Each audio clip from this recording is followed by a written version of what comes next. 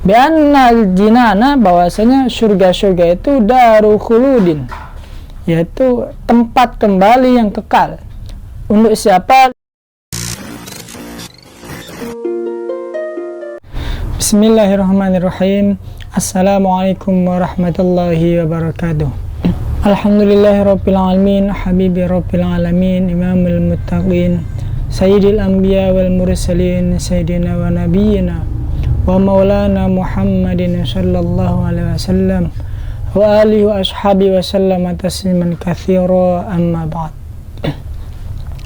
Ayyuhal kiram, rekan-rekan semuanya, kembali lagi di channel Ruang Santri. Alhamdulillah, pada kesempatan yang malam ini, puji syukur kehadirat Allah SWT, kita masih dapat bermuajah kembali di channel yang sama di dalam membahas kitab Syu'abil Iman.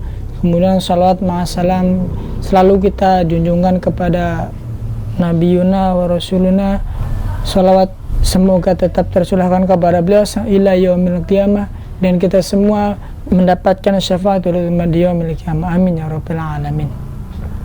Ikhwanul kiram, kita lanjutkan kajian kita dalam kitab Syu'abil Iman, cabang-cabang terkait dengan iman. Kita masuk cabang yang ke-9. Bismillahirrahmanirrahim. Radhiyallahu ankum. Qala al-musannifu rahimahullah ta'ala wa nafa'ana bihi wa bi'ulumihi fid dharain, amin ya rabbal alamin. Wa syu'batu tasi'atu. Adapun ini cabang iman yang ke-9. Apa? Al-imanu bil jannati, yaitu iman atau percaya kepada jannah, surga. Kalau ada surga, berarti ada juga an-nar, neraka. Karena perbandingannya ada surga, ada neraka. Nah, dalam kitab ini hanya disebutkan al-jannah. Nah, kita bahas dulu apa al-jannah itu, surga itu. Wa huwa, adapun yang dimasuk iman kepada jannah itu bagaimana? An-nu'mina, yaitu hendaknya kita beriman bi annal jinan, bahwasanya surga-surga itu daru khuludin. Kenapa di sini jinan? Karena jamak dari jannah, nanti kita bahas ya. Bi annal jinana, bahwasanya surga-surga itu daru khuludin, yaitu tempat kembali yang kekal. Untuk siapa? Li muslimin, bagi orang yang muslim. Wa huwa, adapun muslim, man, yaitu orang mata yang meninggal siapa? Man alal Islam, dalam keadaan Islam. Wa in taqaddama minhu kufrun, meskipun dahulu orang tersebut pernah kufur, mu'allaf biasanya. Oke, kita sedikit bahas ya. Yang pertama, al-jannah, menurut bahasa al-jannah itu kebun ya, kebun. Itu kiasan bahwasanya di dalam surga itu ada banyak sekali kebun-kebun. Kemudian di sini kalimat yang masuk pada definisi itu al-jinan, jamak dari jannah, berarti beberapa kebun. Karena di dalam beberapa riwayat bahwasanya surga itu ada 7 tingkatan. Jannatul Naim, Jannatul Ma'wa, sampai yang paling tinggi Jannatul Firdaus, gitu ya. Jannahnya para anbiya wal mursalin, gitu ya. Jannah yang sangat luar biasa. Tingkat yang paling tinggi VIP, gitu ya. Nah, di sini kita harus meyakini adanya nanti tempat kembali bagi orang-orang muslim, yaitu darul khulud. Nah, itu tempat yang kekal abadi selamanya di dalam surga, gitu ya. Wa huwa man mata, lah di sini surga itu untuk siapa? Khusus untuk orang-orang muslim. Meskipun orang muslim tersebut dulunya pernah kafir, gitu ya. Intinya akhirul hayat, akhir meninggalnya dia itu dalam keadaan apa? Muslim atau kafir, kah? Itu yang dinilai. Bukan semasa hidupnya dia, meskipun semasa hidupnya muslim gitu, taat, tapi di ujung sebelum meninggal dia kafir, maka ya dihukumi kafir, gitu ya. Tidak bernilai. Misalkan 70 tahun dia muslim yang taat, beribadah rajin gitu, kemudian menjelang kewafatannya 5 hari setelah itu, mungkin enggak nyampe 5 hari, 1 hari setelah itu sebelum meninggal kufur gitu, mengingkari apa ya, murtad dan lain sebagainya gitu.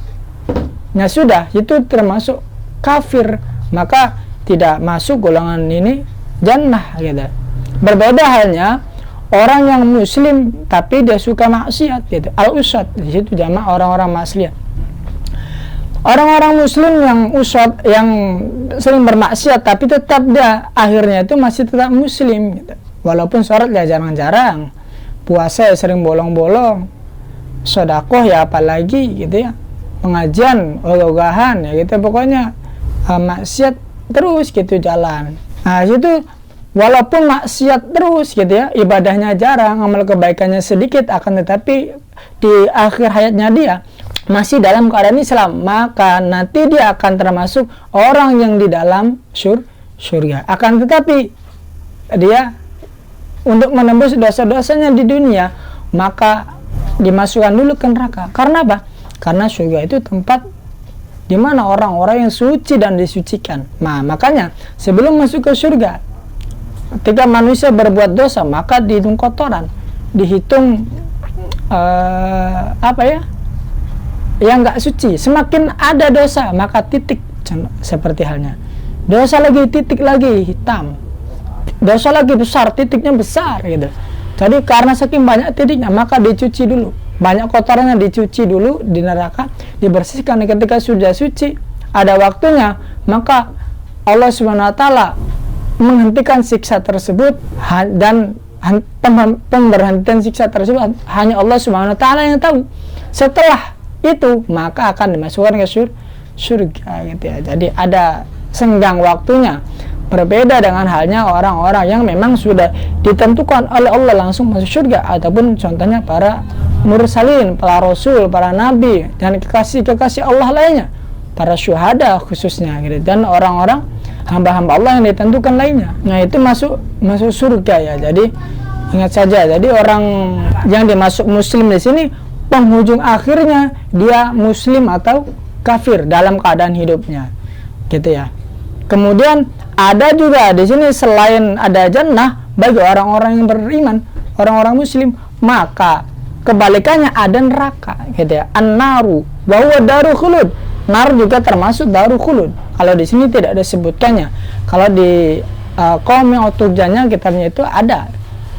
Yang nar itu termasuk darul khulud li kafirin gitu ya.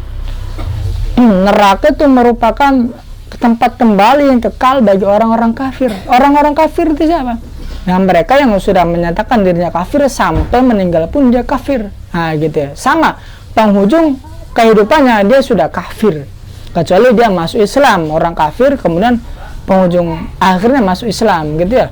Di dalam hadis-hadis keterangan hadis Nabi juga kan ada itu ya, di dalam kitab Riyadhus Shalihin menjelaskan orang yang banyak maksiatnya gitu ya, orang kafir lah. 99 orang sudah dibunuh dia, tapi akhirnya berhijrah, padahal itu belum melakukan kebaikan, akan tetapi baru niat saja pindah ke negeri ataupun desa lain, pertengahan desa menuju dia hijrah, meninggal tengah-tengah itu. Sampai malaikat itu bingung,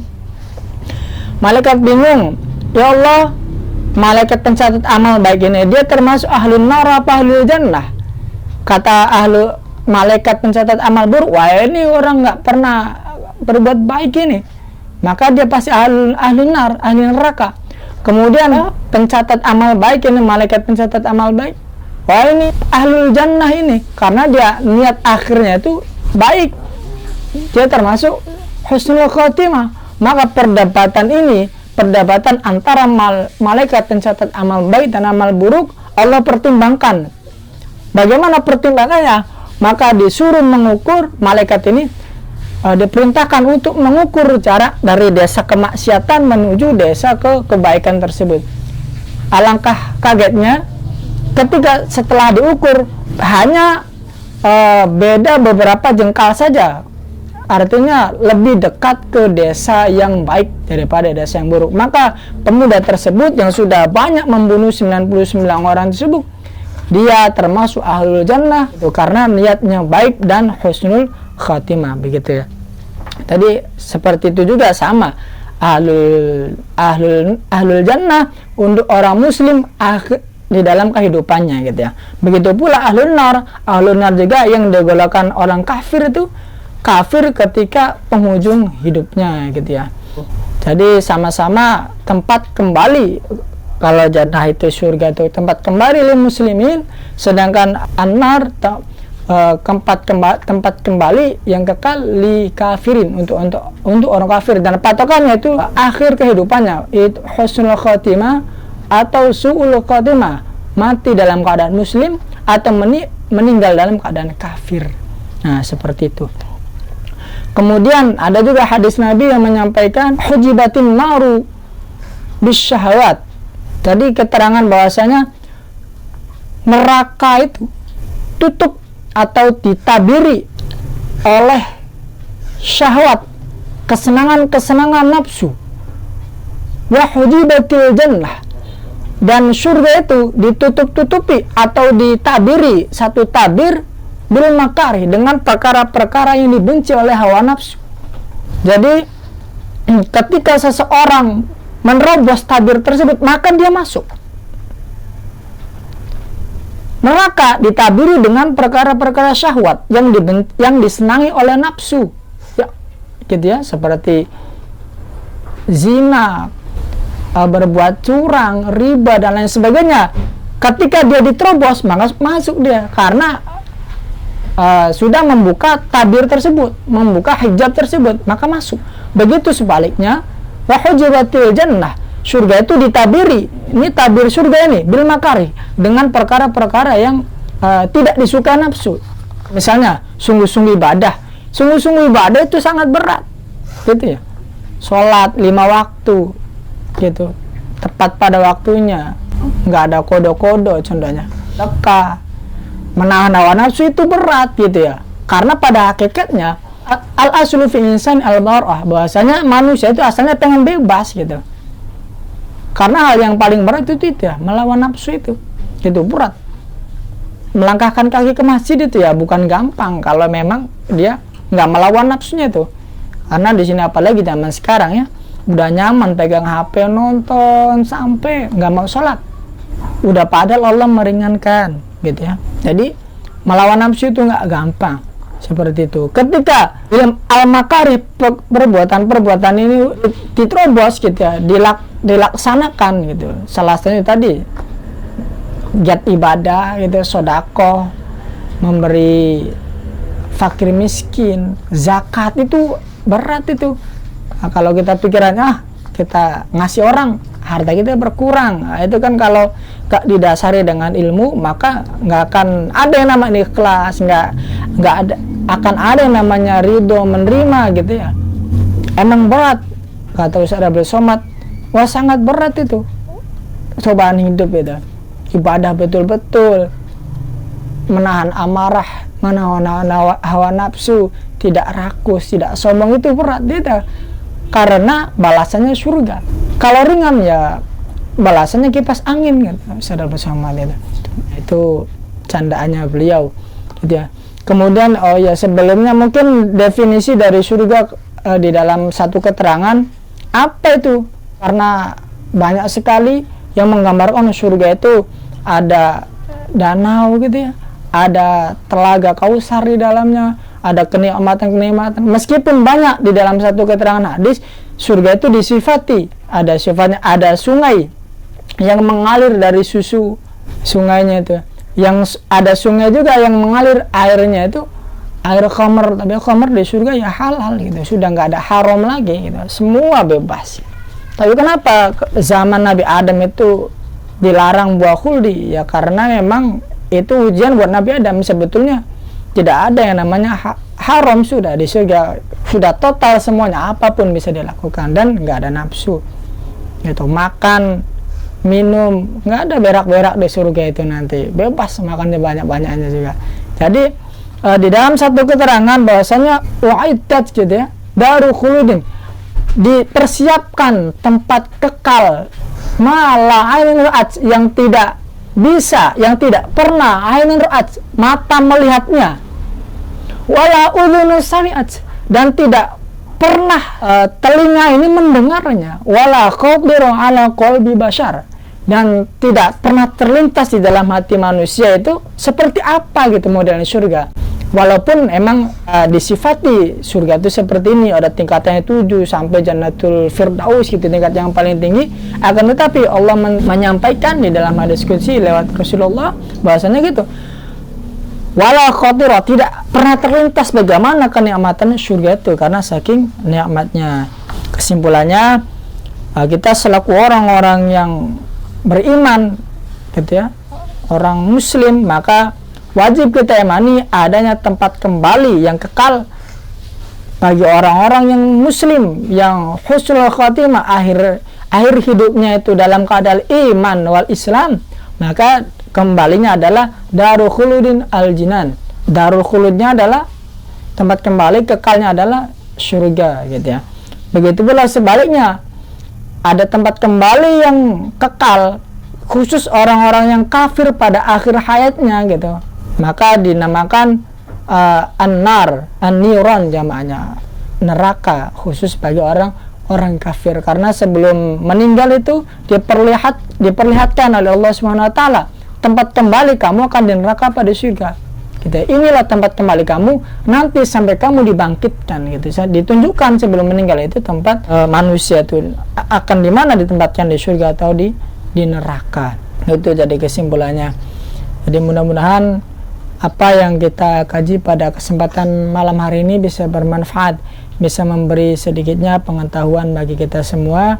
Banyak kelebihan ataupun ada manfaatnya itu datang dari Allah Subhanahu wa taala murni, kemudian ada kesalahan ataupun khilaf dan lain sebagainya khusus bagi al-fakir sendiri.